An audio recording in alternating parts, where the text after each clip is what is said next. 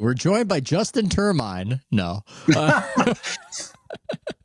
It is the House of Strauss podcast. I'm adjusting my mic levels just a bit. We are joined by Justin Termine of NBA Today, Sirius XM, fantastic broadcaster, fantastic radio host, controversial tweeter, somebody who really lets his opinions just fly out there. Doesn't appear to worry much about the repercussions in an ever-sensitive media environment, and I admire that about him. How you doing, Justin? Well, I am doing well, and I did cut back a little bit because I used to be far more aggressive in how I would go after different subjects that bothered me. And I do have to admit one other thing, and I'm not sure if this is something that you would frown upon, Ethan, and thanks for having me on, by the way, is that now I go back and I will erase tweets from years ago just because of the cancel culture, right? So I don't know what people are going to be sensitive to 5 years from now, but I do know that it's not worth having a tweet out from 5 years ago. Even though I would defend everything I have to say, I do get rid of them out of fear for cancel culture down the road.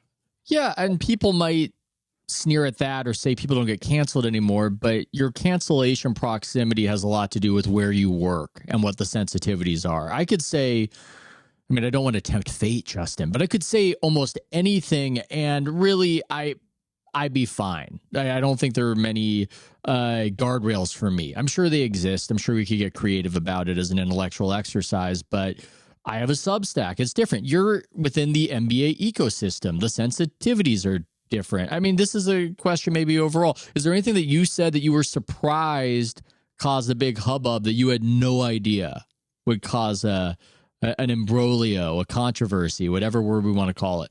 Well, I am happy to say that the NBA has given me a lot of leeway, right? Because we have multiple sports that are associated with Sirius XM and we're league partners. And I think with the NFL and Major League Baseball, you're not allowed to be as critical. The NBA kind of just lets you go. So I thank Adam Silver, the entire NBA, for that. But it also is a changing landscape as well with Adam Silver compared to David Stern. Years ago, I had tweeted something out when David Stern was overseeing things. And it had to do with the Chris Paul trade and then revoking that to the Lakers. And I thought it was just an innocent tweet. And at that point, Twitter was just kind of starting out. I might have had a couple of hundred, maybe 2,000 followers.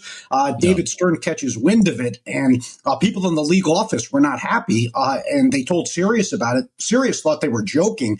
We went to the draft later that night, and they're like, "Don't go up to David Stern. He is still really ticked off about your tweet." So that's one of, I guess, a couple that have created a firestorm in the past. Did he talk to you about it? Did you get one of those storied phone calls?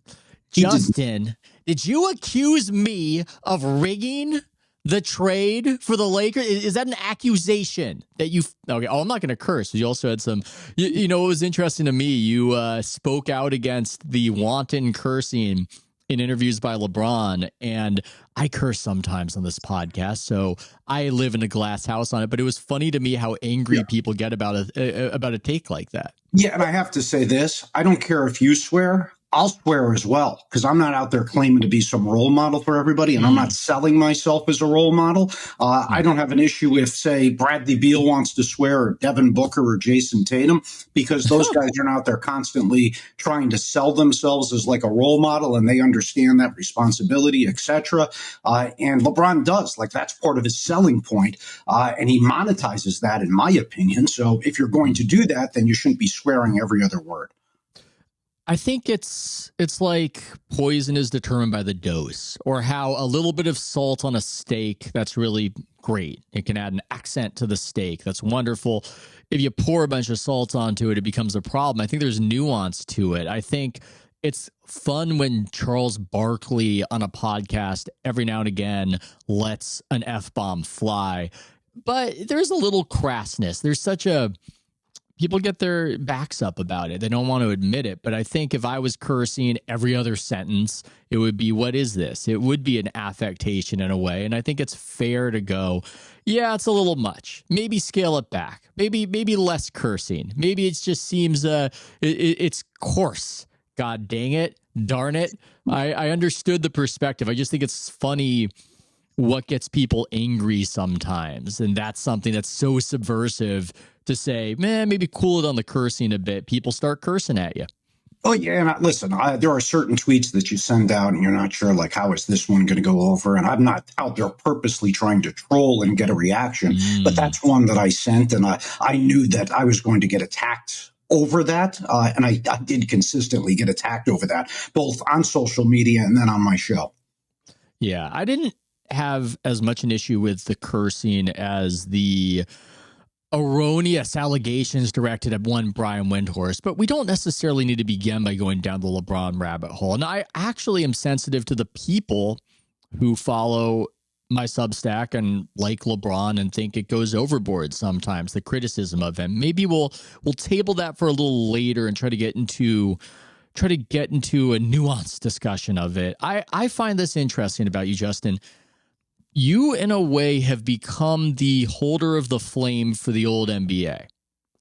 And I think the NBA, more so than any other league, has this strange tension between the modern and what came before, and an acrimonious just chasm between, and it's infused in so much of the debate and discussion about the sport.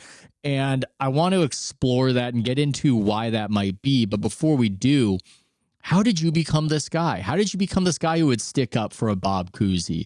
How did you become the person who was advancing the message that there's not enough of a reverence for history in the NBA right now? Well, I mean, I guess it just comes from enjoying history in all facets, like in school, whether it's American history, it's world history, is one reason, and that's why I fell in love with the sport. Was watching games in the 1980s, learning about the 1960s, learning about the 1970s. I'm just having great respect for the elders, I guess, in my community as well. It's like, all right, just because I'm a part of this generation doesn't mean that I'm better than my grandfather or my father that came before me. I mean, my grandfather would kick my ass. He's over there fighting in World War II, and I'm worried about, like, I don't know, getting yelled at on social media.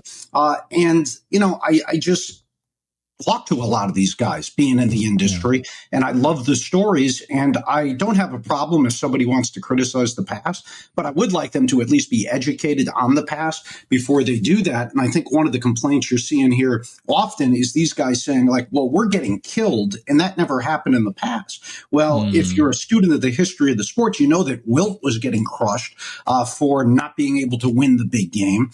You know that Jordan was getting crushed for being a ball hog, that Magic Johnson, after the 1984 finals, even though he won the title, was being called Tragic Johnson. So I don't think that a lot of these guys understand the past. No, they don't. And there's an argument to be made that social media is different and it crawls into your head like a little bit of an earworm in a way that's different. But I loved watching the Knicks growing up. My dad's a huge Knicks fan, and Patrick Ewing was this tragic figure who I knew, even if I didn't have Twitter because it didn't exist back then, I knew he was getting crushed. Maybe deservedly after whatever choke job, I don't know. But I felt bad for him because that was part of the conversation. And I think that's almost the necessary, ugly, perhaps, aspect of the sport, but it's almost necessary because it adds to the tension when you realize that a guy's legacy is on the line and that if he doesn't come through, he's going to be crushed unfairly. It would be nice, I suppose, if it could all be proportional and it could all be understanding and we could all say, hey, there's a small sample size factor here. But knowing that there's this thin margin between glory and criticism is part of the emotional investment for me. I felt that way watching LeBron actually after the decision. I was not rooting against him. I was going, this guy is going to get absolutely savaged if he continues to melt down in this series against the Mavericks. A lot of people enjoyed that. I didn't, because I knew that was coming. And I feel as though a lot of the players have said it's almost like they're trying to build the airplane out of the black box. They're trying to create a circumstance where they get all of the upside, none of the downside, all of the money, all of the adulation, none of any of the annoying comments from Stephen A. Smith or whatever. It just can't be. It's just part of this whole thing. That's just how it is. Yeah, I mean, people love to play victim as well, so they'll say, "Oh, we're getting killed harder than we were in the past." And here's the thing that I think is weird: is I think the players confuse social media with the regular media. I don't think the normal media has ever been easier on these athletes. Yes, we'll have maybe a Stephen A. Smith who will speak out as a really loud voice, or a Skip Bayless. But outside of that, I think the general media that's there day in and day out has never been easier on the players, easier on the league, etc. Whereas back in the day, we had like a Peter Vesey that would go nuts. And that would really hold a lot of weight. So I think that these athletes confuse the media, who's very soft on them, with social media. And social media, yeah, is something that crushes them and something we didn't have 20, 30, 40 years ago. I think maybe that's one of the reasons why a lot of the players react poorly, is that there's this almost schizophrenic or bipolar conversation happening about them, where the official media, as you said, you're self-accepted, deferential to a fault. And I'm not trying to be too critical of some of my former colleagues, peers, whatever, but it's just the level of sensitivity is rather remarkable. It is connected to social media because they can touch you. They can get you. It's not like the past where maybe they'd yell at you in the locker room and you guys would have a private interaction. No, the person with more fame and status and millions of followers is going to lash back at you. You hear those footsteps. You mute your criticism. So that's happening. That's happening. They're getting an official media that is very deferential. And then the other conversation out there that they can't control is just completely 180 degrees the other way, and is just going at them for everything. And one of the reasons why that culture is thriving is, I believe, because of the softness of the modern official media, that it's thrilling and it's fun and it's cathartic. If you go on YouTube and check out some of these content creators, I first noticed it when I was following the 49ers, and Deebo Samuel was tweeting about something. He was lamenting something that people were saying about him. And I watched these popular content creators mock it in this completely dismissive, withering, imitating the voice of him whining. You could say that the way they were behaving wasn't the best behavior, but I remember seeing it and going, oh, that's why YouTube's popular. That's part of why the YouTube content space is popular, because they're not just going to kiss the ass of these athletes. They're going to talk about the athletes in the way that people in private talk about the athletes. And so we have this bifurcated conversation right now. Yeah, that's a really good point. Talking about how people talk about the athletes when it's behind the scenes, right? Because I'm sure you deal with a lot of media members as well, and you were going to games consistently back when you were the beat reporter for Golden State. And the media will talk about the players differently behind closed doors than they will like put in their article or say on television. For example, I go at LeBron pretty hard. I go at JJ Redick consistently hard as well, because of the thing we addressed earlier with the lack of respect for the past. And I'll see an article written by a certain media member where they'll hype up JJ Redick or they'll hype up LeBron, and then I'll see him at an all-star game. And this is not everybody. I'm not saying that everybody's a phony, but you'll see some of these media members or even people associated with the league that'll say, oh, LeBron this, LeBron that, JJ Redick that. And then they'll write a nice piece on him, or they won't publicly represent themselves as having an issue. So like the media does view some of these guys in a negative light, but they're just afraid to go public with that type of criticism. And if people don't want to listen to me, listen to Jackie McMullen. There's, she's a Hall of Fame writer, been around the league forever. And she had a quote, Ethan, a couple of years ago, where she talked about how people were afraid to vote against LeBron in some of these awards. I think it was 2019, his first year in LA. There was no reason for him to make an all NBA team that year, but she was citing people that she spoke to that said they were just going to vote for him because they were afraid if he found out they didn't vote for him, that he wasn't going to give him quotes. And maybe even more damaging is Clutch, which has several athletes around the league, was going to withhold some of their other clients from speaking to said media members. So it's just a really intricate game that you have to play. And I don't blame some people in the media for doing it. First of all, I love Jackie, and I wish you would speak more since retiring. But you're getting at something that's the behind the scenes, what we might call the event level of the NBA, that really factored into why I left and did my own thing. There were a few factors for why I did it, but that behind the scenes aspect of agent control and influence, I didn't like it. And it's one thing if I'm taking those risks and getting yelled at in the way that you get yelled at behind the scenes when you report something. And it's just this trade-off where if something is interesting, it's usually interesting because people are afraid of saying it, or somebody out there doesn't want it to be said. So I remember Sam Amick broke some big story and he got a ton of subscriptions for us at The Athletic.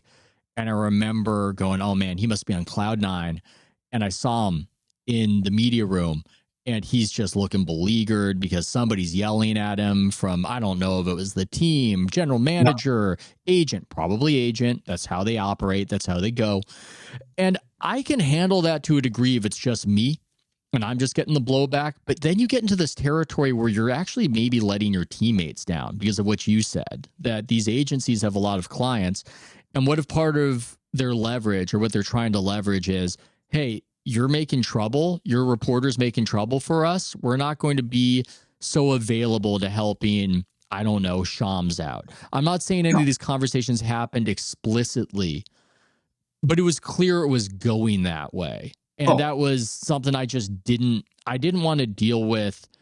If I'm doing this the way I want to do it, I can handle consequences that I feel I don't want to make trouble for my boss. I don't want to make trouble for my colleagues. And that unfortunately was part of the event level at a certain juncture. Oh, no doubt. And I think you saw it play out kind of in public when Draymond a couple of years ago on TNT was going at Rudy Gobert, right, during the postseason. And the Timberwolves refused to speak to TNT. So it was like comments that Draymond made, but it cost everybody the opportunity from talking to any Minnesota Timberwolf. And without naming like a specific team in our case, Eddie Johnson, who's my co-host, the former player, he's also very aggressive in going after certain teams or individuals if he feels that it's necessary. And there have been teams that won't allow us into their facility in regards to like a training camp tour. What we do is we do like a training camp tour. So we'll send different groups of from our team at Sirius XM NBA Radio, and we might have a staff of like 12, 16 different hosts, analysts, etc. And you know, at times they'll say, well, you know what, Justin and Eddie can't come to our facility, but will allow, for example, like Frank Isola and Brian Scalabrine to come and cover it. And it's funny because I've been located sometimes like 20 minutes away from the arena, and that's one of the teams that won't have me. And they'll have to fly somebody across country just to cover that particular training camp. It's nuts, but it happens. So you get that shrinking violet, Frank Isola, who's never said a controversial thing to replace you, who, that makes a lot of sense. The other disagreeable Italian guy to substitute in. That's funny that it's so specific that way. And it's also just so childish. There used to be more of a code back in the day, and maybe this was just a technology problem. It's unavoidable, but I liked when there was a code where if somebody had a problem with you, somebody who you said something about, they would just really let you have it in person in the locker room. And that was the extent of what was happening. There weren't all these machinations behind the scenes to try to control. That appears to be modern. It appears to be related to the want, again, to have all the upside, none of the downside. Let's try to get the Players Tribune started to compete with these media outlets. Let's tell our own stories so we don't have to deal with any criticism.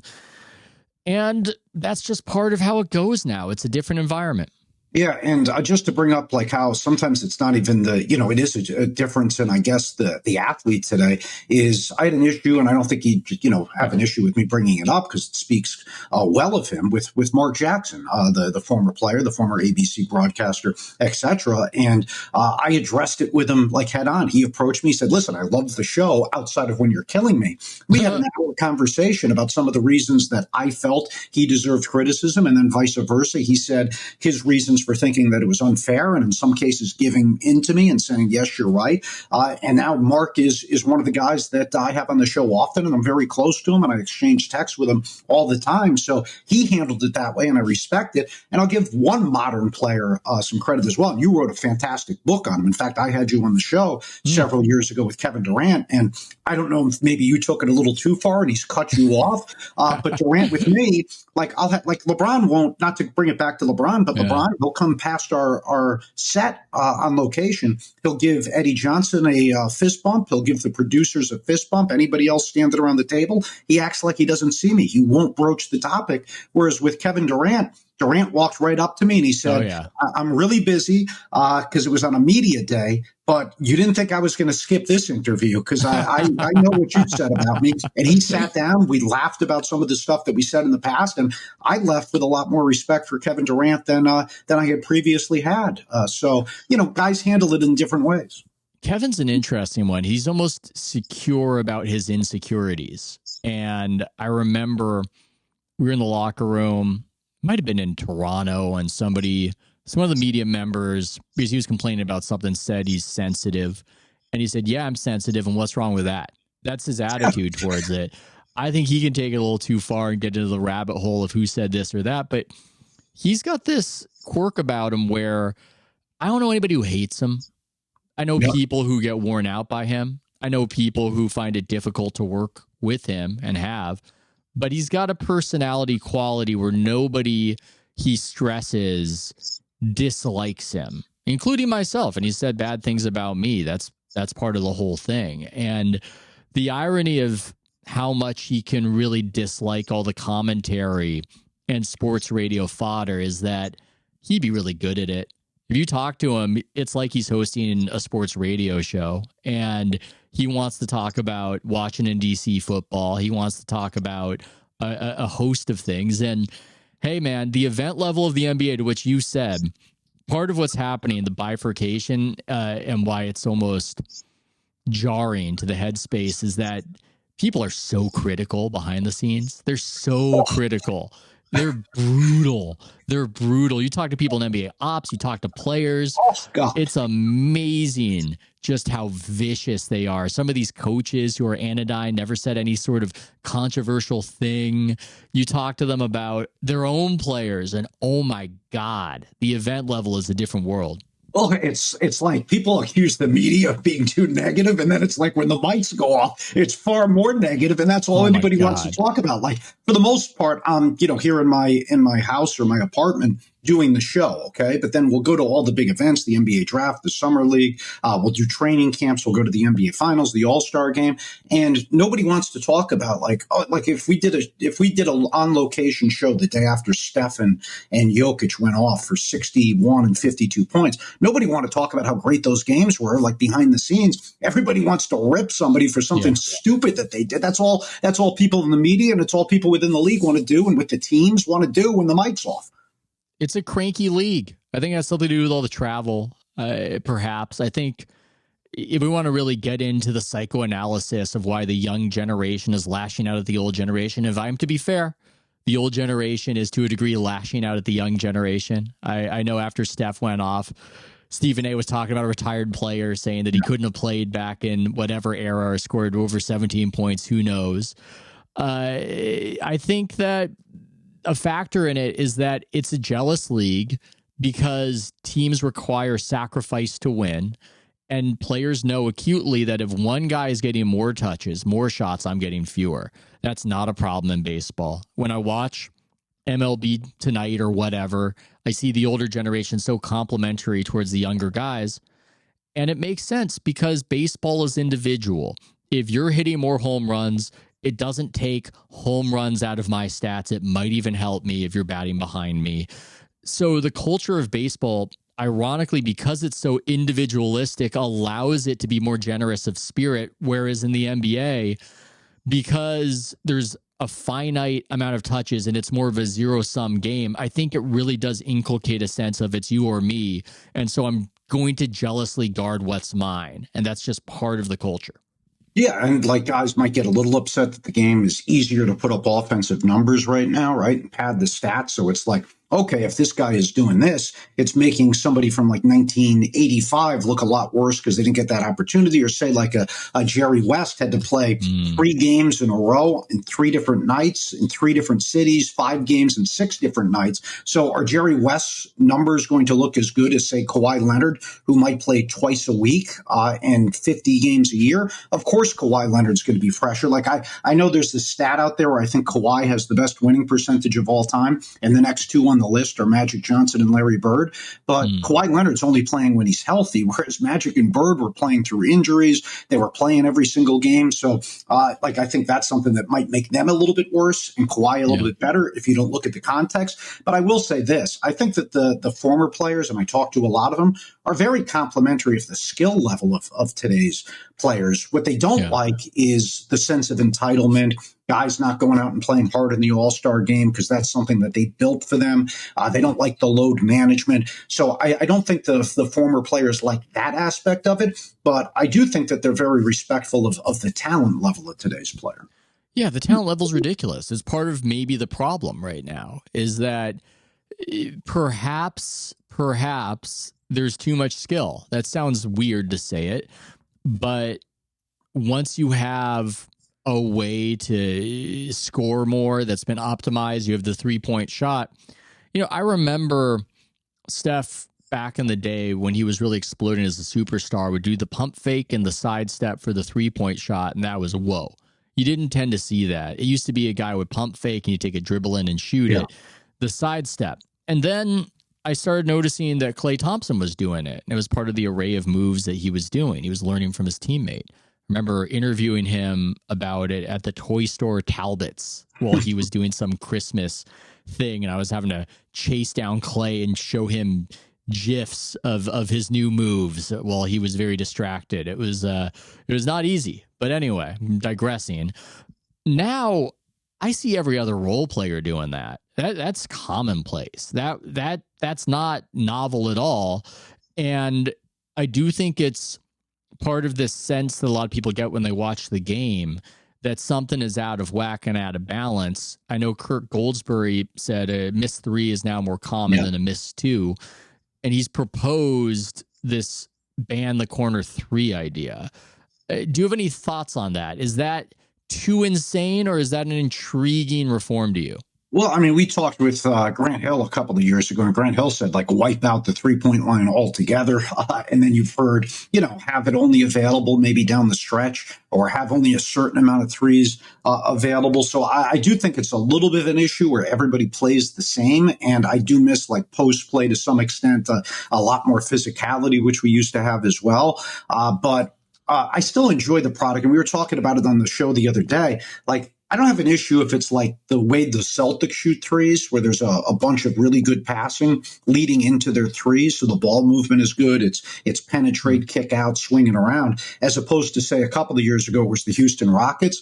And the Rockets would take a bunch of threes, but a lot of times it would be James Harden dribbling out the clock, taking a step back 3, or getting it to somebody, PJ Tucker in the corner with 2 seconds left on the shot clock, or Eric Gordon, and those guys had to huck it up. That wasn't as entertaining, but I've been entertained by the way that the Celtics shoot the 3. I've entertained by the way that Golden State used to shoot the 3. But do I want bad 3-point shooting teams taking a bunch? Do I want teams that aren't passing well to get to that point taking a bunch of threes? No, I don't. So I really don't know the fix. But yeah, I do miss the cutting, which is one of the reasons I enjoy watching Denver, is Jokic and Aaron Gordon just play in such a different way, and really that whole team. What do you make this whole MVP debate? I know that it gets under your skin, the inconsistencies of how it's done. Do you want to expound on that and how we're just constantly shifting the rules of what the MVP should be?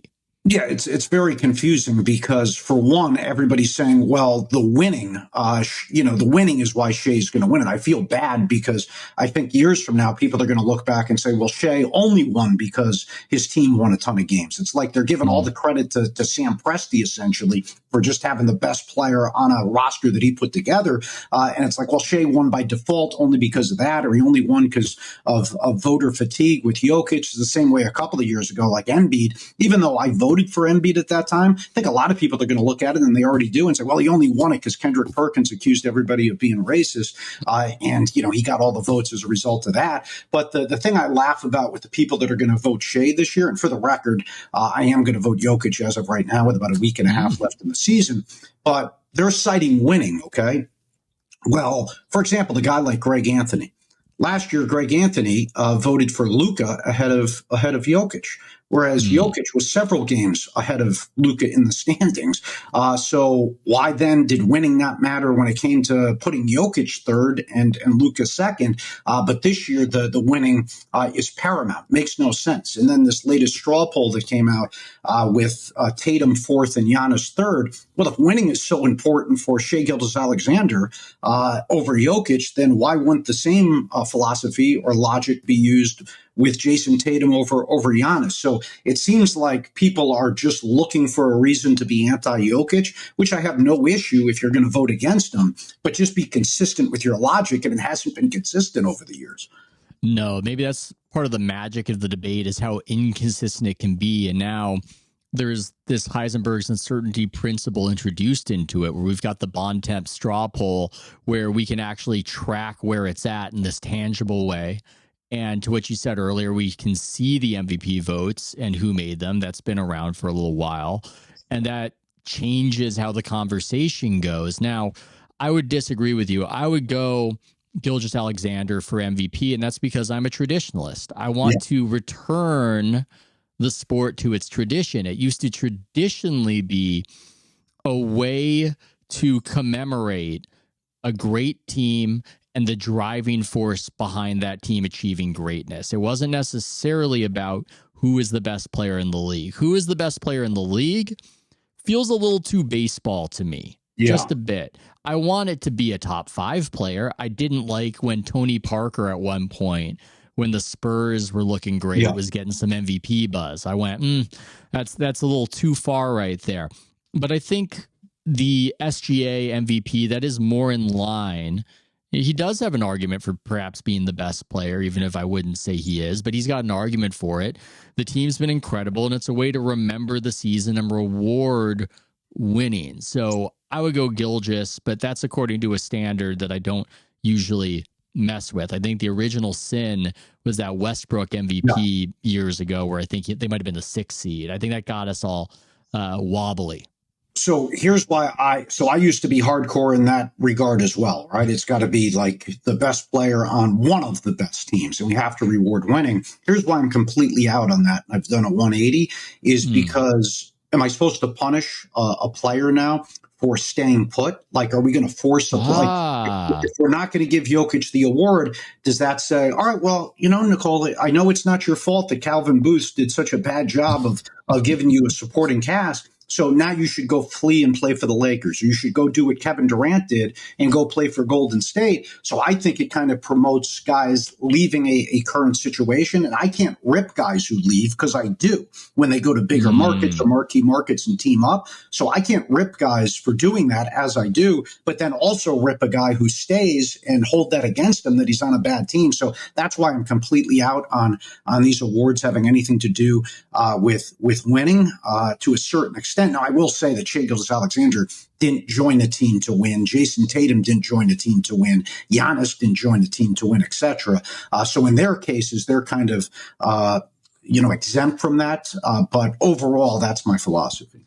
I didn't think about that counter argument. That's a really interesting point, that you're rewarding guys for staying in suboptimal situations if you recognize their greatness. And I agree with you. I don't think it's Jokic's fault that team has been ripped apart to a degree. I think that's a great point. I would still maintain my fictitious vote I don't have for SGA. But that's a pretty good counter argument right there. It really is. So yeah, I mean, maybe that's also just a response to how the league has gone, that you have to even worry about a thing like that. I don't know if that would have been on your mind, say, I don't know, 10 to 15 years ago. It wasn't. I mean, like I said, because that's how I voted. As I like right now, I'd be going like historically, anybody who won 67, 68, 69 games, plus was putting up numbers like this, wins the MVP, or at least finishes in the top 2. I think the only guys like that have won 67 plus games and not won the award was probably Steph, or finished in the top 5 was Steph and Durant in 2017. And that's only because they were being punished for kind of teaming up in a weird way. But with like going back to what you said about me being a protector of the history of the sport, like it's not easy for me to say that a guy cracks my list of all-time greats. That's how impressed I am with Jokic. I mean, so as somebody that protects the history of the past, I think this guy's already a top 10 to 12 player. He's the best offensive player I've ever seen, and that includes Michael and Magic and Bird and LeBron and Kobe and so on and so forth. That's how much I think of him. And really, that's why I'm giving him my MVP vote, because I think he's the best offensive player I've ever seen, and I think he's having his best offensive season. I can't really give a counter argument to that. You could maybe quibble and say the defense. You could say that perhaps the Nuggets couldn't get a stop in that double overtime because he had 5 fouls and they had to protect him and they had to double, and that was generating all these great shots for the Wolves. But offensively, pretty unimpeachable. Pretty great argument for greatest offensive player because, I mean, the passing obviously otherworldly, and it just feels like with his bulk and touch, he can just get a bucket when he wants a bucket. Obviously, he can't completely do that. He does miss on occasion, but more so than anybody, it just feels easy. Steph, obviously an incredible offensive player. He's in that argument, or he's in that conversation, I should say. But there's something to the high variance of it with the three-pointer versus with Jokic, where you can just get low risk. You can get floater that he just pounds the other guy down to, that in crunch time, it's just such an advantage. It's an advantage unlike I think I've ever seen. Yeah, and the way I look at it in regards to saying like best offensive player of all time is you could make the argument right now that he's the best scorer in the league and he's the best passer. Like he's got both of those, and that's something. And I tweeted about this the other day. That very few could argue, right? Like you could argue that I think with Rick Barry, he might have been the first, where he was best passer, best scorer at the same time. You could do that, I think, with Larry Bird, although a lot of people would argue that Magic's a better passer than Bird, but Bird's in the ballpark where I think you can at least argue it. You could do it with LeBron. You could do it with Jokic. I'm not sure if there's another name in NBA history that's got that combination of arguably the best passer in the sport, arguably the best scorer. You mentioned Magic, and we talked about the past and what made you fall in love with the game. To me, it's a simple calculus when it comes to this conversation, why we shouldn't dump on the past. If the past doesn't matter, then the present doesn't matter. If we're not tethering the two together, then the thing just falls apart as far as meaning and importance go. And watching, I think it was some VHS tape that my dad got me, where Magic Johnson was showing kids how to play. But that's not really what drew me, him showing how you dribble really fast on the ground and do those Pete Maravich drills. It was just interspersed with these highlights, which back then as a kid, highlights weren't so readily accessible, and they were absolutely mind-blowing to see that sort of thing. And it is sad. It is sad to see this dismissal of what happened before. Both of us would acknowledge that the skill level is higher today. I think both of us would acknowledge that a lot of players, if you put them somehow with a time machine, which we don't have in the past, given their advantages and training and everything else, that they would do great. But I don't know how the conversation has become this.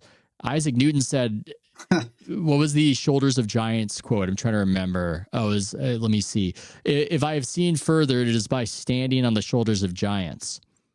Somehow the conversation in the NBA has been from a few people I have seen so far because I've stood on the shoulders of midgets. It's bizarre. It's just a bizarre way to go about it. And I get that they get it coming the other way. I get that there's the whole, hey, in our day, you couldn't play and all this erroneous, dismissive stuff from the old guard. But for whatever reason, Justin, maybe I'm wrong for it. I've got more of an issue with the younger. I've got more of an issue with the modern, dismissing the importance of the past. I just, it doesn't sit right to me. They helped build it. They helped progress you to this point that you are at. You don't need to dump on them. You don't need to mock Bob Cousy for not being whatever your view of an athletic marvel was in the late 1950s. It's just, what are we doing? Where does this end? No, I agree with you. And it's like, wait to rip on the guys that come next, because that's what everybody else has done. And it's been happening forever. Like Will Chamberlain did it. You can find the old quotes of him going, Patrick Ewing this, and, Bill Walton that, and Kareem Abdul-Jabbar. Like there's video out there of Wilt doing the same thing. So Draymond, wait till you retire. LeBron, wait till you retire. Criticize the next generation. It's been happening forever. But don't criticize the people that have set the table for you. That's my opinion. Just like I'll discredit maybe somebody that's in their 20s and say you don't know what you're doing, but I'm not criticizing an 80-year-old that's offering me up advice, even if I disagree with it. And I loved your point about like, what is today worth if we don't respect the history of the history of the game? Like. You win in LA. It's more important to win there because of what Magic did before you, what Kobe did before you, and the level of importance, the history, and embedding yourself within that. Same thing with the Celtics. I mean, you're watching this documentary right now. What Jaylen Brown and Jason Tatum are doing carries added significance because what Red Auerbach and Bill Russell and John Havlicek and Larry Bird and Robert Parrish built, it adds to the significance. So I do miss, back in the day you'd have NBC, and maybe they'll go back to this where they'll go like, oh, well, the Lakers and the Celtics are meeting again. And they last did in 1969, Game 7, where Bill Russell came back. And, that stuff is important to tell the story of the history of the sport so we understand the present of the sport. Completely agree. And it really made an impression on me. I don't know if they still do it at Staples, but I remember going to Staples. This is back when the Warriors were not good. And so there wasn't a sense of pervasive tradition in the building. Yeah. I went to a game at Staples and they have that curtain fall down from the ceiling, this just flowing white, just curtain from ceiling to floor. And they play the montage of the Laker greats accelerating to today or whatever was today back then. And it filled you with a sense of this is part of a tradition. This is connected to something beyond this moment. And there's something really special in that. There really is. Oh, yeah, no doubt. It doesn't serve us in any way to hate that. I understand that there's a sense right now to make the argument for them. I know Channing Frye was saying that the NBA has a nostalgia problem. There's a sense that the past is assaulting us, that the people from the past or the people clinging to the past are being dismissive of how great we are and what we are.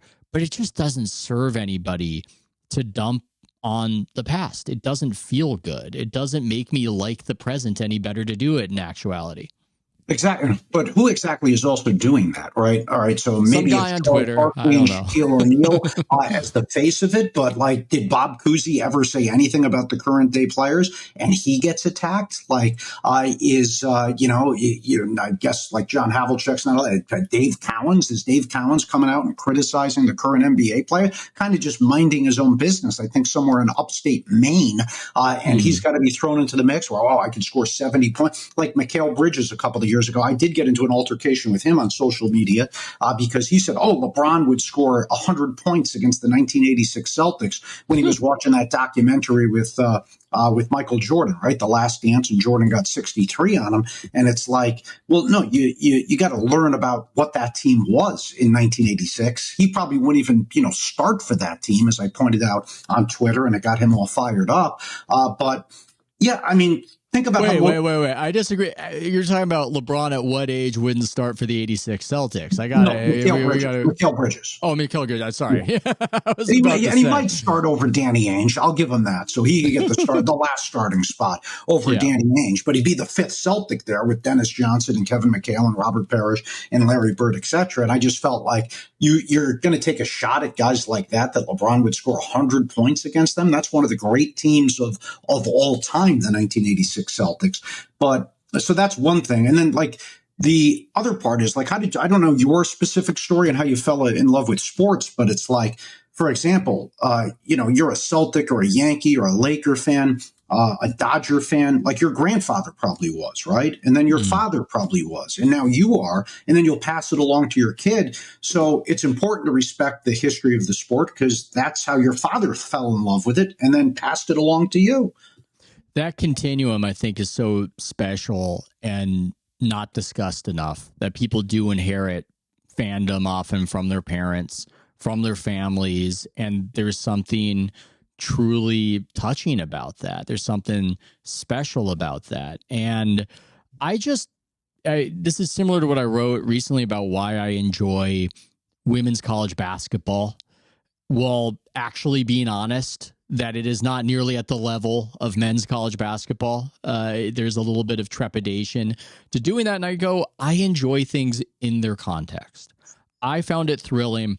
I liked when you posted the Bob Cousy highlights. When I first saw those many, many years ago, I found it thrilling. It's a lot of fun to watch Bob Cousy running around and doing these passes that nobody else was doing back then. I don't have to dump on him for being at a whatever 39% field goal percentage or whatever he was at his peak. Back then, there was no 3-point line. Guys had not completely refined their jump shots. I understand all that.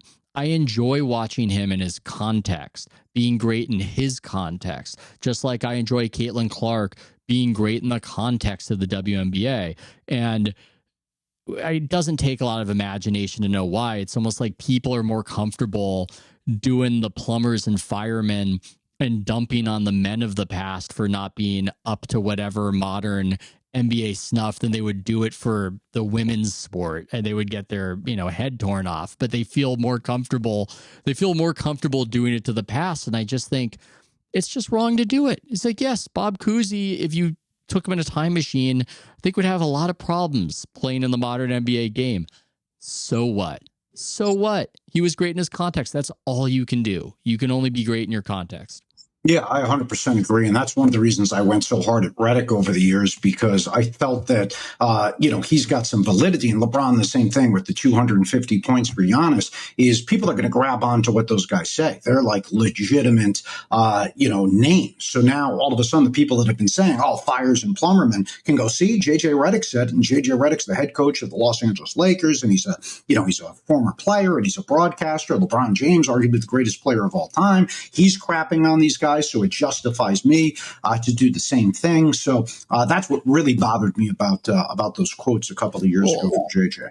Hey, so you were there, right, when Jerry West was asked about JJ Redick's comments? Yeah, it was your voice asking if memory serves.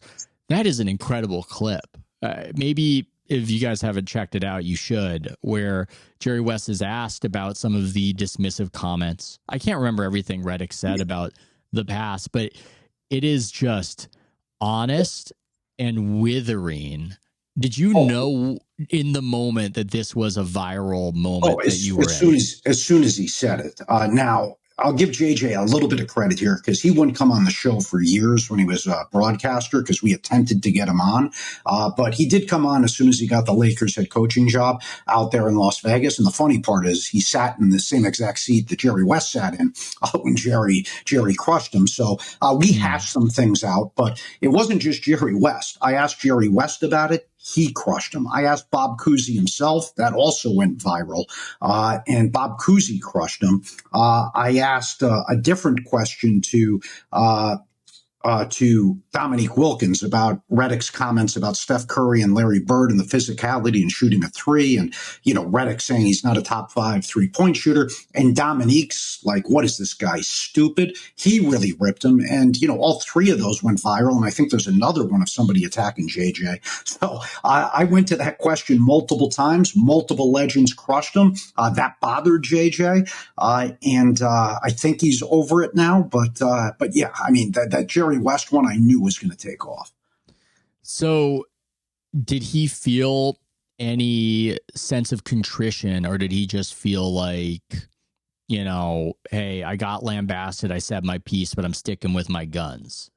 He didn't address it with us when he became the Lakers head coach, so I don't know. It seemed like he kind of just ignored it when the thing happened. Maybe there was a tweet or two saying that he was misunderstood, but I didn't see him like trying to fight back. Oscar recently went at Draymond. I don't know if you saw that, and I actually asked that question as well out at All-Star Weekend at the Legends brunch, and Draymond went back at him a little bit, mocked shock in his voice and saying that he was, probably in bed during Warriors games. So Draymond, as you know, attacks a little bit when he gets insulted, but Redick didn't fire back at anybody specifically. Yeah. I wonder again, is this just a function mostly of having these conversations in an internet atmosphere? Because this sort of tension existed, but it didn't boil over. If you saw a lot of the NBA at 50 back in the day, whatever year that was in the 1990s, it was very warm. And yet there are stories of Wilt Chamberlain and Michael Jordan arguing over how Jordan might have had it easy or vice versa or whatever. But those were private conversations. And that was understood to be just part of the swashbuckling and part of the natural tension between generations. It didn't boil over. It was a very beautiful moment for the NBA where the young guys loved that they were part of this tradition and the older guys loved being honored. And somehow at 75, it's just not like that. And I don't know if we just blame the internet. Is it that simple? The internet, maybe it's the media who's throwing flames onto the fire. Maybe it's just the generational thing where people today are too sensitive and guys back then could handle the heat a little bit because, again, guys like Wilt and Oscar were throwing haymakers at guys in the 1980s, right? And guys in the 1980s, as far as I can see, never said anything, negative or anything but deferential to those guys. You always hear Jordan, that quote that's floating about when they say, "Are you the greatest of all time?" And he says, well, that would be unfair to Oscar Robertson and Jerry West and some of the guys that played before me. For the most part, Kobe would make comments like that as well, going, well, debating that. And he would take a page out of Jordan's book. Whereas, you got LeBron today, where LeBron will come out and he'll tell you, I'm the greatest player of all time, and here's why. I'm sure that gets under the skin of some guys of the past who feel like they have an argument there as well. But I don't know why LeBron chose to go in that direction. But certainly to me, it is different than the way Magic and Bird and Jordan and some of those guys handled it when they were asked about being the greatest player of all time. Yeah, I think I would say to the people, the guys who are making those arguments, worried about how the people from the past are dismissing them. It's a little bit like the old trust the process.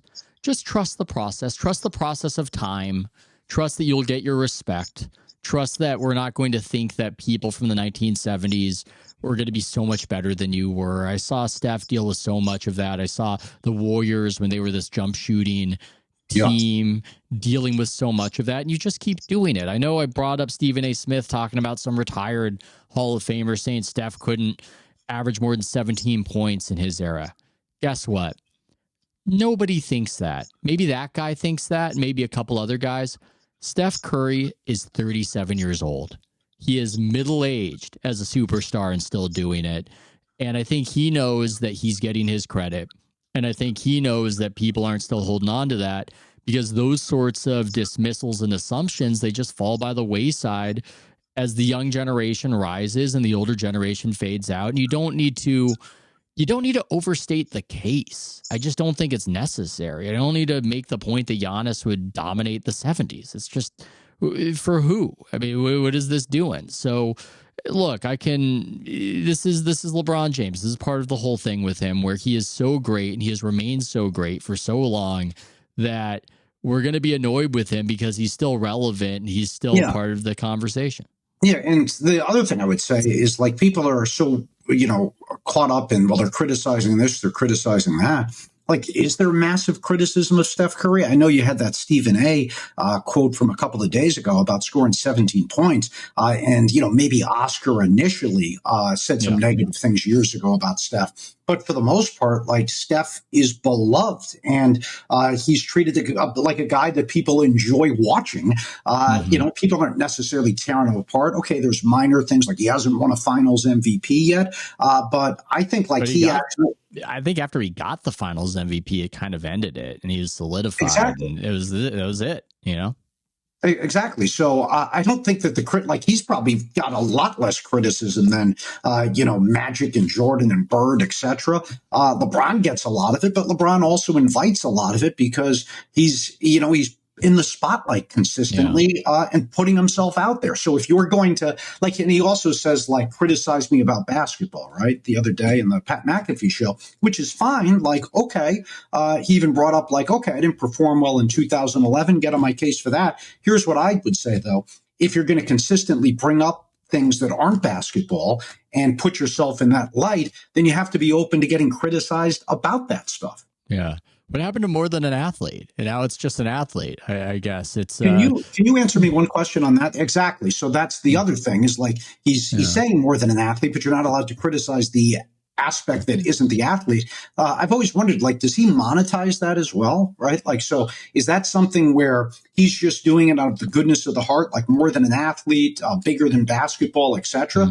Or is he, like, monetizing that where he sells a sweatshirt that says more than an athlete, where he's, you know, benefiting from that, maybe sticking the money in his back pocket? I've always been fascinated by that. Is it that he really means what he is doing? And he's done a lot. But does he really mean it, or is it from a marketing perspective? And I think you might have even wrote a piece on this a year or two ago about it was a way for him and Nike to separate himself from Jordan. I don't know if was that your piece? Yes, that was me. I did write that. In a way, I come at it with regret. I don't want to be too critical of LeBron because you do run into this. We start to get in the way of the appreciation for the past and present.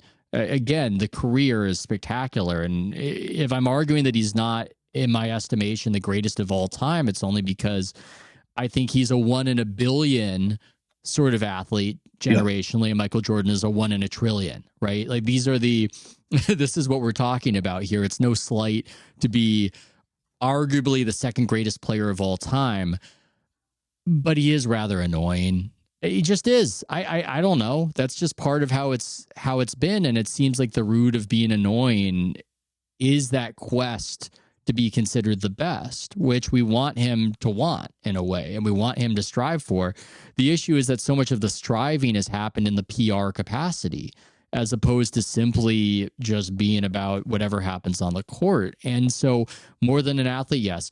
Back in the day at Nike, there was this sense that we're going to push him like this modern Muhammad Ali figure. We're going to push him as this man with a conscience, social justice, because the knock on Michael Jordan was that he said Republicans buy sneakers too.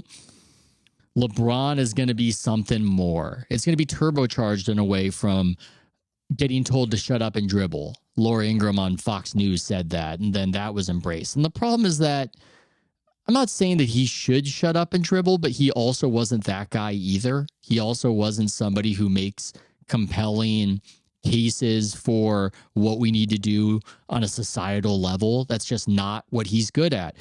Because we do have that dearth of honest talk, frank talk, criticism in NBA media. Nobody says that. Nobody pipes up and says that. Nobody says in official NBA media, when this guy talks about current events, he doesn't sound sharp. He doesn't sound convincing. He doesn't even really sound honest. It does seem like a gambit. It does seem like a marketing ploy, and people see through it. People, a lot of people might on the conservative side hate Colin Kaepernick, but I don't think Kaepernick did that as a marketing ploy. He might have gotten paid by Nike later, but I don't think he did it as a marketing ploy. LeBron saw what happened with Kaepernick, and that, I believe, if you hear people behind the scenes, open their eyes to how this could be an avenue to get more popularity and adulation. And if you can't get 6 titles, then at least you can be more meaningful. But he's just not that guy, pal. And it hasn't worked. So then there was a walking back from that. And now there's a rebrand. And now there's this push behind the scenes that, to curse, Justin, LeBron is now in his I don't give a fuck stage, like Kobe was. He's in his I don't give a fuck stage. I'll say this and that about Brian Windhorst. And people are going, oh, man, I really like that LeBron's just letting it fly now, no longer buttoned up. And I'm just thinking to myself, this guy's been talking a lot for a lot of years. This isn't exactly like Kobe suddenly letting it fly. But it's all just a new rebrand with him. And insofar as I can have any sympathy for it, it'll just be this. It'll be that he's a child star. It's amazing he didn't completely fall apart psychologically like Britney Spears. It's incredible that the career has been what it's been. That doesn't mean I have to love everything he's saying or have it make me more thrilled about whatever he's doing on the court, though. Yeah, I mean, you could respect his game. Like I always say, reasonable people can think he's the greatest player of all time, and I'm not going to call him stupid. There's an argument for that to be the case. You can respect the fact, as you said, that he's got all this fame and all these yes people around him, and he hasn't utterly collapsed like a Britney Spears. You can respect the fact that he's helped out all his childhood friends. That's very commendable. But you can also, at the same time, say a very grating personality, and something that just, with Kobe, it comes off as natural, right? Or it did come off as natural. It's like, all right, this is just who this guy is. With LeBron, to me personally, it just doesn't seem like it's natural. It's almost the same thing with like Charles Barkley and Draymond. Draymond's trying to be Charles Barkley. The difference to me, though, is that Barkley comes off as genuine. Barkley naturally can deliver criticism, but do it in a funny and endearing way. Whereas Draymond tries to do the same thing, but he comes off as if he's just mean-spirited and not funny, even though they're basically, trying to do the same thing. One guy's doing it naturally. The other guy is forcing it. Yeah, Draymond is vicious. That's part and parcel of why he is arguably the greatest defensive player of all time. Some people would chafe at that, but it's rooted in a kind of cruelty. It's rooted in trying to tear people down. And I don't think that being an offensive star is, I guess it was for Jordan. Maybe I'm getting a little bit too psychoanalytical without any kind of proof, but I do think that you're making a good point where it's natural versus unnatural. The craziest thing about it, though, is that in a way, Kobe Bryant, I do think, was playing a role, and yet it just worked so well. I think he was just sharper. I think he was just more charismatic. And he understood what people wanted out of him. He understood that the Mamba mentality and being this workaholic, being this psycho in a way, wasn't just part of who he was, but it was part of what was appealing to people. And they liked that. Yeah. And they liked when he sold it to them. And Nike had fun with it when he did the Kobe system ads, where he was giving this pretentious sounding advice to be whatever, a new animal and a new beast. I can't even remember what was said in that ad with Kanye West, but there was just this ability to pull it off and to sell it in a way that just flowed and was natural. That with LeBron, it's always like he's trying to find a way to connect with us, and he doesn't know how to do it. And that's just been part of the story, and it's just lingered for so long because he's been incredible for so long. Yeah. It's just how it's gone. Yeah, and perhaps it's because LeBron cares too much about the way he's perceived, whereas a lot of these other guys didn't. Magic's got a little of that, where I think he cares about how he was perceived. But you have guys like Jordan, like Bird, like Kobe. Those guys, it doesn't seem like they care what the public thinks, and if they do, they don't let it on. And one of the other things I'll say, and maybe this is a little bit too much and completely off, but like you could get LeBron doing the same thing as Kobe or Jordan or Bird. And it's just as impressive, but he tells his own story, and I think that can get frustrating. Whereas if you hear stories about like Larry Bird doing the same thing, it's like it's coming through the eyes of others. So he's not bragging about it. You're hearing like, oh, Larry Bird came up to me and he said, like, I'm going to shoot it from right here, on Christmas Day. And then he sticks it in Xavier McDaniel's face. And he's like, I told you, mother bleeper. And like, that's an awesome story. Whereas, and you hear about it 15 years later, whereas LeBron will do something like that. And then instead of waiting for the opponent to, say this awesome LeBron story, he's got to tell it to you. And all of a sudden the story goes from being, funny and endearing to just being annoying. Yeah, there's a lack of trust. Maybe it's rooted back to how the decision was just so crushing in a way, and all the criticism, but he doesn't trust that things will work out as it will, and he'll get the praise that he should get, and people will tell the stories that they should tell. There's a jumping of the gun in a way, and charisma is just so mysterious and ineffable. When you see the fictional portrayal of Bird in Winning Time, you can easily go, this guy is mean. He's not very likable. And yet you kind of love that about Larry Bird. You love that about the portrayal. And it's hard to explain why you love that, but you also like insouciance. I don't know if I pronounce insouciance, however I want to pronounce that, or happy-go-lucky nature of a Magic Johnson, and that works as well. And the best I can do is just say that authenticity wins, but I don't even know if that's the case. If some people are authentically not very charismatic, it's mysterious. This is one of the reasons I love the NBA, though, is that this sort of thing matters a lot versus in other sports where it doesn't, where the personality, the aura of an athlete is worth, God, how much money to Nike? I mean, I know money, to reduce it down, it's almost taking something from it, but I've made the argument that Michael Jordan was perhaps as important to Nike as Steve Jobs was to Apple. And a lot of that's just this, it's how great he was, but it's also this other ineffable just soup of humanity and projection to the masses. And it's got to be frustrating if you're somebody who's at that level of play and you don't know how to be those other things that people really love. It's got to be tough. It's got to be tough to go, what do I lack that this guy has? Oh, I imagine that would get under his skin, and it seems that he has. That's why he constantly, has to point out maybe some of the stuff that he's done, whereas other people kind of just trust the process, as you alluded to. But I think your point is correct on the authenticity. Whatever the walk of life, if somebody is true to themselves, then I think you at least respect that. You might not like them for the way that they behave, but you respect the fact that they're true to themselves. Where you spot a phony and you go does this person stand for anything? Who are they really? And that's kind of hard to respect and acknowledge.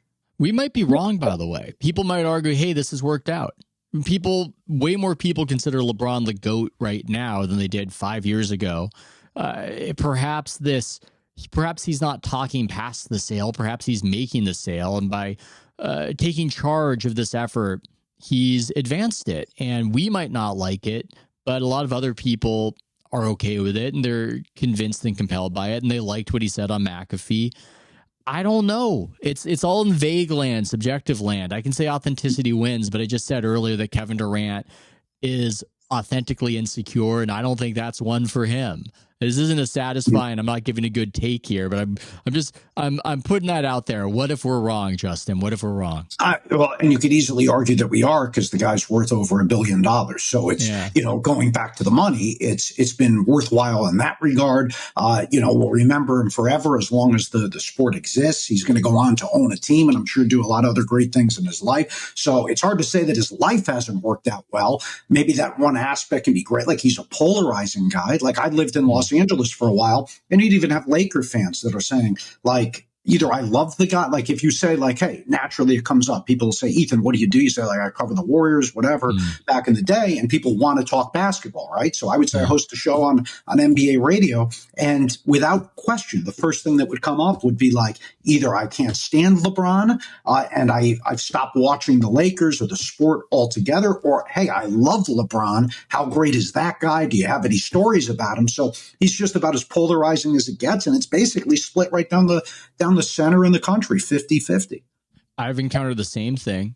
And because I sometimes move in circles where you'll meet a famous writer, intellectual, and it's funny how they want to have these conversations and have them at the sports bar base level of I love LeBron, or LeBron's a flopping bitch, like a Nobel Prize winner will say that. And nobody goes LeBron's okay, I don't mind him, etc. He's really good, but I just have no it. They either hate the guy's guts or they love him, but everybody has an opinion. So that's unlike, I think, maybe any other athlete ever. Yeah, and perhaps the Celtics have the best shot at this title. You might have some opinions on what's going to happen, but a lot of people are pre-excited for just the potential of Lakers Warriors, and that polarizing aspect for LeBron is just part of the juice of whatever that is. If that series happens, I know I'm going to be whatever we want to say about the modern NBA and its foibles. That's that's going to be part of it. Do you have any takes? Do you have any expectations of what's going to happen as we head down the home stretch of the season? I mean, you have two really juicy possibilities with LeBron, right? I'm not even sure. Maybe you could tell me which one you think. Like, you do a lot on the ratings, all right? So what do you think would rate better? Would it be Celtics, Lakers, LeBron against the Celtics, which is, historically just great, even if it's not the Lakers, but Lakers, Celtics with LeBron out there. Celtics as defending champs, Lakers the opportunity to tie them in titles won. Is that the ratings draw, or is it LeBron against the Cavaliers, his former team, which is also a possibility? What do you think would do better? I think Lakers Celtics. I think that the Cavs just don't have a familiarity factor right now. No. These Cavs with the public, it's kind of, you need that to a degree. People need to encounter you for a while on big stages to form those connections and have those storylines. The idea that it's just LeBron versus Cleveland, I mean, it's a headline. It's not the same as Lakers Celtics, and Lakers Celtics just, it's really been infused with something if it happens with Luka. I don't expect them to get there, for the record. I could be wrong. I don't cover the league like I used to, so those are my caveats. I don't think the Lakers have enough defense. They do pretty well when facing the Warriors because they're very savvy and veteran. They know what to look for in the back cuts, but I just don't think they have enough defense in that back line when in some of these games in crunch time and they're playing their small ball look. It's just, you beat Luke off the dribble. There's just nobody there. It is just nobody there. If there is somebody there, you're just kicking it out for open shots. I don't see that getting to the finals. I don't see the Cavs making it either. I know because there's just such a demarcation between the top two and everybody else, but it wouldn't shock me if the Pacers, let's say, face the Cavs in a series, that the Pacers beat the Cavs. It might be a little too early for them, as spectacular as they've been in the regular season. I think a lot of signs just point to Celtics. Now I'm giving my takes, but this is no, it's a good one because I agree with you. I think it's Celtics, probably the Thunder, because outside of, like, from a basketball perspective, I've been asking people, all right, tell me why Oklahoma City is not going to win this whole thing. And you can't use age and experience as an excuse. Now, that's important, but you covered a team in 2015 that didn't have the experience, right? With Steph. In fact, that's the last time I think that a team won a championship with their best player without any experience past the second round was 2015. That would happen this year if Oklahoma City was going to win, because Shea hasn't been past the second round. Jalen Williams, Chad haven't been past the second round, but other than experience, like, give me the reason that OKC is not going to win the title. And I guess the only other explanation people are giving me is if, when you double team Shea in a big spot, can Jalen Williams, can Chet be counted on in game 6 or 7 of a Western Conference Finals or an NBA Finals to knock down shots, and Isaiah Joe, etc. Do you trust those guys? Whereas with Boston, you're going to have some trust that Al Horford's been there before. Even guys like Sam Hauser, Peyton Pritchard, at least they've done it before. Yeah, I think. I mean, the Warriors had some veterans on that team. I think they were a little bit more veteran than this current Thunder team. The play-in makes this unlikely the way it's set up, because I just think if the Warriors fell into the play-in, they're old enough that it would very much adversely impact them. But I would not love the Warriors as a matchup for OKC. If I'm OKC, I do not want to see the Warriors. Could be wrong. You call me a homer. I don't know. But they handled OKC pretty easily before getting Jimmy Butler. They lost by 4 when Steph didn't play in the 3 meetings, and they won 2 of them. And I think there's something to be said for Oklahoma City is just defensively vicious, just ferocious. But the Warriors play backwards. They don't play like the other teams play. Again, it's why I would say, hey, LeBron, the Lakers, they're pretty good at being aware of some of what's going on and how to do it, and the sort of inverted basketball the Warriors play. I think that would be tough for the Thunder. Who knows? This is very speculative, but those teams faced each other. I might be tempted to pick the Warriors depending on health. But with a lot of other matchups, I think the Thunder should be very much favored in a Western Conference playoff situation.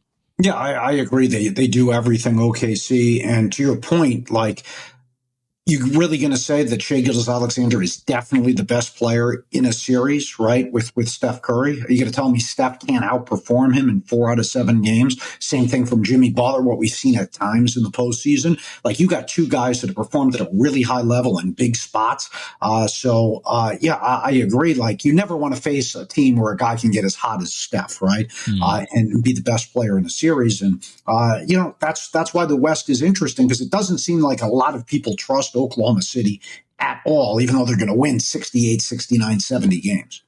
Yeah, they're a little similar to the Celtics where people needed to see it and then they saw it and then it became obvious it was going to happen. So I know people have drawn those parallels, but I'm into it. This has been great as far as storylines. I think these recent shock trades have certainly infused the sport with something down the home stretch.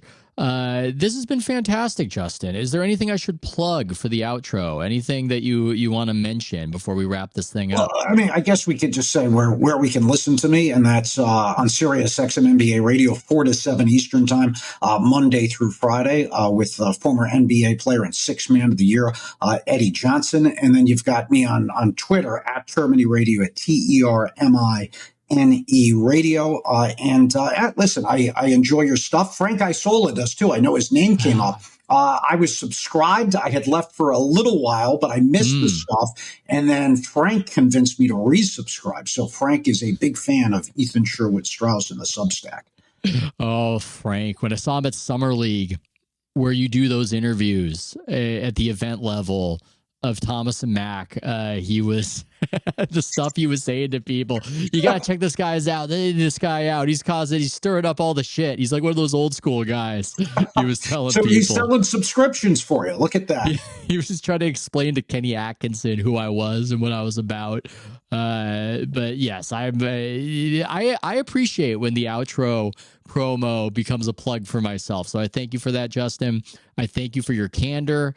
This has been fantastic, and good luck down the stretch of the season, man. Thanks, bud. This has been a lot of fun. Thanks for having me on, and enjoy the work as always.